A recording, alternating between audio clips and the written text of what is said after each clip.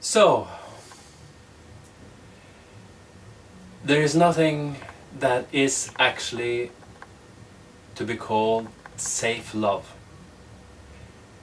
And we don't exactly have the words for safer love, or safe relationships, safer relationships. And there is no way actually of knowing how a relationship might turn out before you've been in it for a while. And some person that might have seemed like a bad choice at the beginning might actually turn up to be a quite good choice, because this person has taken care of him herself and used and taken responsibility of him herself. While as another person who is a shiny facade and too good to be true, sometimes things that people that are too good to be true are too good to be true, and then after a while you find that this person is not trustworthy or fits your standard of ethical behavior. So this is things you only know after being with a person for a while. So safer sex is easier because there is no safe sex, but safer sex is like you can do the checkups, you can test if you got the illness, you can see if you got AIDS. Now, there are many other diseases that are still quite painful or quite troublesome, but they don't show up on tests as easily. So there is no guarantee, even if you got the perfect papers, you might carry something that that you don't even know of yourself. But you can at least make a decision to use the condoms, that means a barrier between you and the disease, by making rules and agreements about what you're going to do with each other sexually. What limitations are you having if there's a partner you meet the first time, if there's a partner you meet the 10th time, if you have decided that, okay, we want to do something together. I find that barriers are a very good thing, because it means it takes a little bit longer time. I can get to know the person more before asking all these questions. But still, if I sense at an early point that there's a problem asking these questions, I will probably step back and say, hey, why are these questions difficult? Because being in a polyamorous relationships often means sharing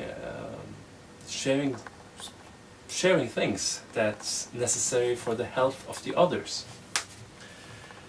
So I don't want to know all about your sexual life if you should have a relationship, but I would like the part that might involve me at least.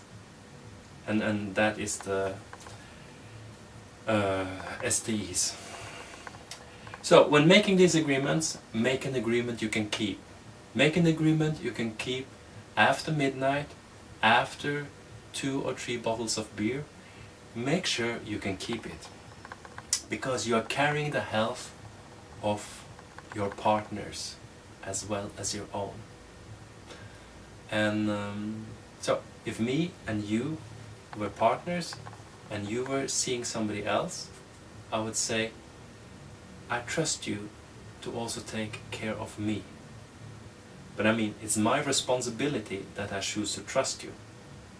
But again, I will take my responsibility to make sure that I don't do any actions that will put your health in danger. So this is the agreements we can make, and we can.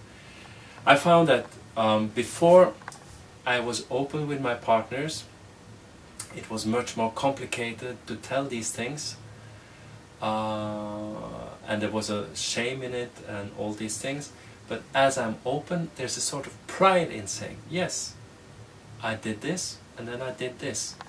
And there's examples from people who is, the more cheating one, are actually less, I mean, you would expect them not to show, hey, I got all the things together. I got my condoms, I got the gloves, if that's things, or the... and actually be proud of that. Yes, I will do the safe sex. Whereas somebody who's cheating will probably, well, I'll put this condom somewhere that my partner will not find it, and probably won't find it in the hour of need as well. Moving on to illness. Illness in a relationship, you have two kinds. You have the acute one, like breaking a leg or having a heart attack but coming back to normal, or the chronic one, which is like diabetes, fibromyalgia, rheumatism, and so on. And I think that in polyamorous relationships there is some things. Well, I'd like to talk a few words about this. This is the physical part of the illness. So, if there's something acute happening, there's more people to take care of the situation. There's more people, if there's kid involved, whom the kids already know that can be helpful. And there's also more people who can give the attention needed to the one who is sick. So this is just looking at some of the good things, because I think the couple is a very fragile creature. If one falls, then everything gets to be a burden on the other. So on the polyamorous relationships, you have more people who can step in if one falls. When we're looking at chronic things, I have some pains, and I'm thinking of my pains as my partner, as one of my partners, and it was actually much easier for me to speak about polyamory than to speak about my pain. So actually, by giving it an identity, Mademoiselle Pain, it's more saying that, okay, I think she's visiting me right now, and I think that she might stay the night, so I need to be alone. So sometimes I get very sensitive for touch when Mademoiselle Pain is claiming me, and Mademoiselle Pain does not play by all the kind rules. She's a bit making her own decisions when she wants me. So actually this is also looking at a sickness as a partner, that somebody sometimes is a little bit greedy. It can help to explain why you're reacting like you're reacting. Moving on to mental health. A lot of, by LGBT people, homosexuals, trans, the whole letter salad. I have a little bit of a cold right now, so I'm a little bit mixed up sometimes with letters. But anyway, suicide and homosexuals. There's more homosexuals who are trying to suicide or are actually succeeding. And part of that is not in itself because of the homosexuality, but rather because I think they feel they have to lie and to hide this, and there becomes much more of an inner turmoil. This is my thoughts about that. And I think that from my memories of the time when I was not open about polyamory, I was unsure, was I a liar? What was happening inside of myself? I felt really like I had to hide. I had to speak in half sentences. My relationship to myself was not very pleasant in those days. So, being open and accepting, I would wish that our society would be more accepting of those who are outside of the norm. Another aspect of this mental health is some people are intense and they're okay for short periods, but if you stay with them too long, you might suffocate a little bit. So this is also a place where polyamorous relationship can be very good, because these people might need more people, but the people might not want to stay with them all the time, so they get their social needs met, and other people gets to visit or to be with these unique relationships for a shorter time. It's a little bit like I've been performing a lot, and like performing in a kindergarten, and I come in and do my show quite intensely for an hour or so, and then I leave. And the people working in the kindergarten, they are not doing it the time there with the same intensity. That would burn them out.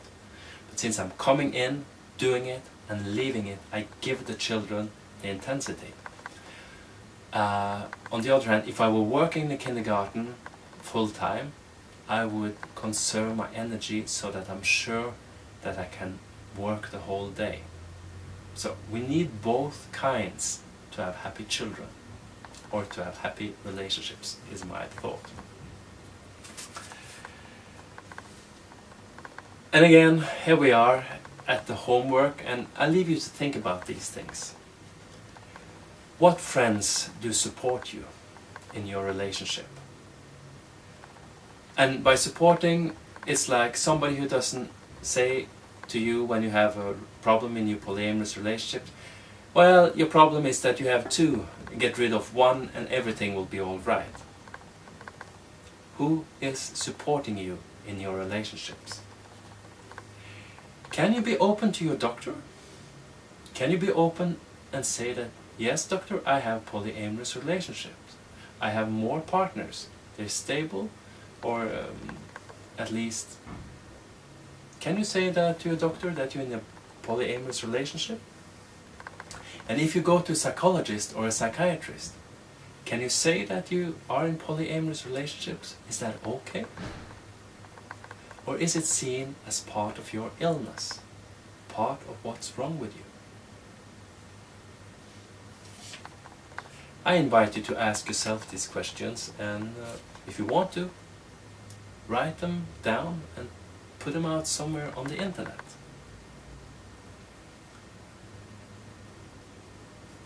I'll end with a quote by Serena Anderlini Donofrio. A world where it is safe to love is a world where it is safe to live.